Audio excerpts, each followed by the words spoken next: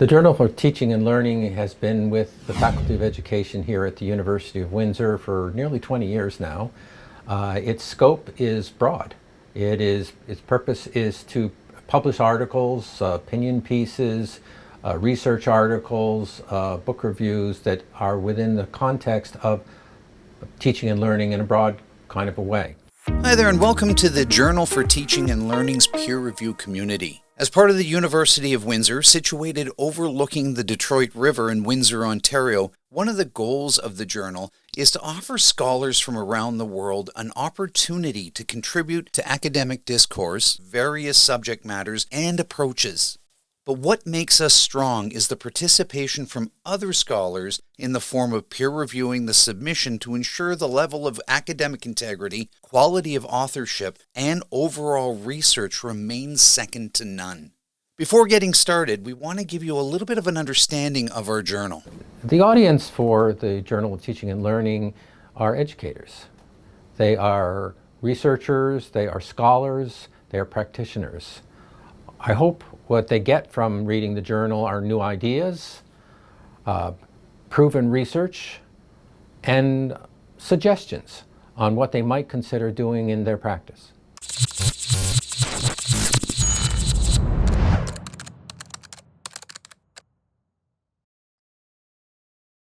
To start the registration process, simply type the domain name in any standard browser, such as Chrome or Safari. The domain name is jtl.uwindsor.ca. This will take you to the home page of the site. Here's where you'll be able to find information about the journal, how to submit an article and the requirements, locate our current articles, as well as our archives. To start the request, locate the Register button located in the top right-hand corner of your screen and give it a click. This will open the required profile information form, where you'll need to enter the details such as your first name, listed as your given name, your family name, and the university or institution in which you're affiliated, and the country in which you live. From here, you'll need to enter your login information, and it's suggested that you use your email address associated with your institution, a username, and your password. Please be sure to use a combination of at least 10 numbers, characters, and/or symbols when selecting your encrypted password. Then, enter it again. For legal purposes, we'll need your approval to have your data collected according to our posted privacy statement, and take a moment to indicate that you would like to receive news about new publications and announcements. You'll be asked to enter your reviewing interests, and it's recommended that you select the topics within the field of your study for best peer review results. Last, be sure to let Google know you're not a robot and click Enter. We get it, you want to start reviewing articles today, but sometimes the registration process may take a few business days to process, and once you're approved, you'll get your confirmation email. Once you have your confirmation email, you can sign into the site anytime that you'd like and see our current issue available online or through a PDF download. Let's log in by locating the Login button beside the Register button at the top navigation bar and clicking it. Enter the username that you provided when you registered and the password. You have an option to keep logged in, and if you're using a public computer, this is not recommended. But if you're using your own device, feel free to give this a click. The only thing left is the Login button being clicked, and you're in. Once you've logged in, you'll have access to information about the journal, how to submit an article, our current issue, as well as our archives. At the top of your screen on the right, you'll find your login name. If you click it, it'll open a drop-down menu revealing the dashboard, where you'll find details about the articles that you've reviewed and are needing review, to view your profile, as well as log out options. Let's go into the dashboard where you can see the queue for your current submissions waiting for activity and the archive.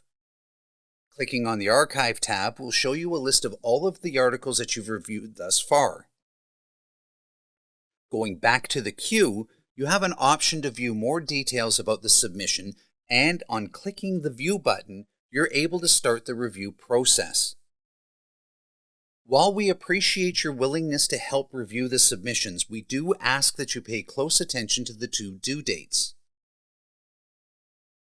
The response date is the latest you're able to accept or reject the submission, and the review due date is when the actual review must be completed.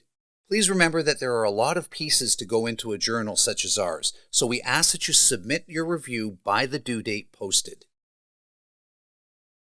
Once you've read the article and are comfortable with the due dates, click the box authorizing your data to be collected.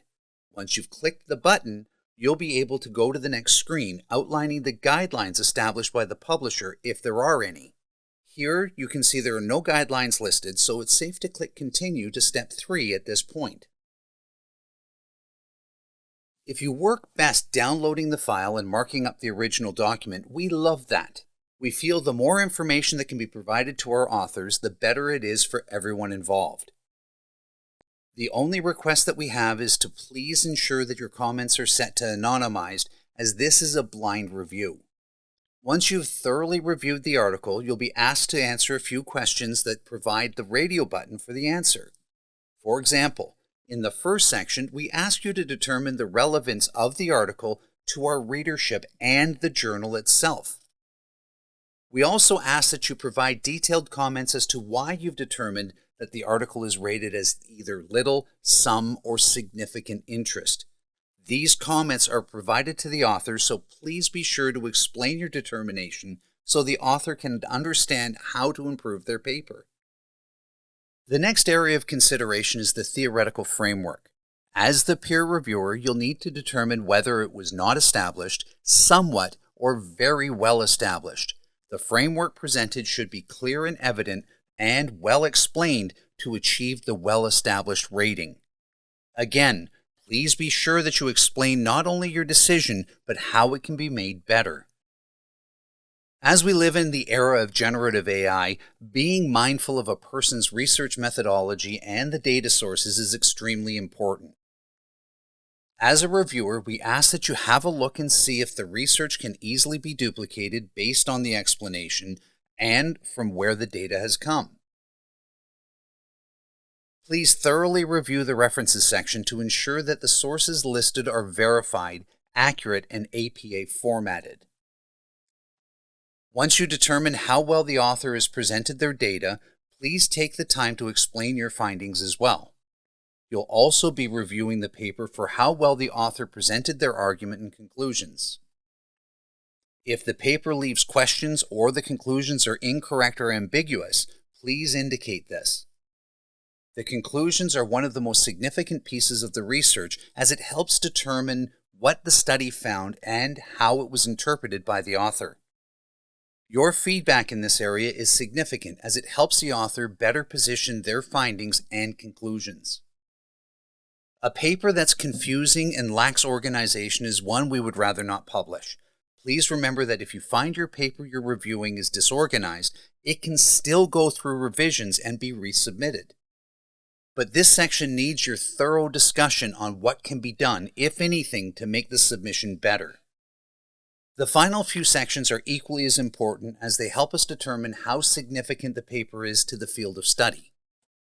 And the last section is your recommendations, where you will determine whether the paper should be accepted as is, accepted with minor revisions, revised and resubmitted, or simply rejected. But we do ask that you explain why the paper should be rejected, as the author has worked hard on the submission, and understanding the decision will help them re-envision their research.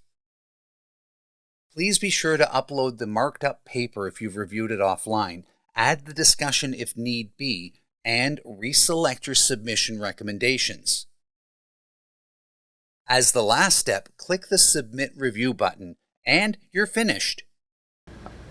Support for educators is probably about half of what we want to do. We want to demonstrate that there are other ways of doing our teaching and learning than we have thought about. And so we want to bring new ideas, innovation, practices that really help us reach our diverse community. That's what we want to be about.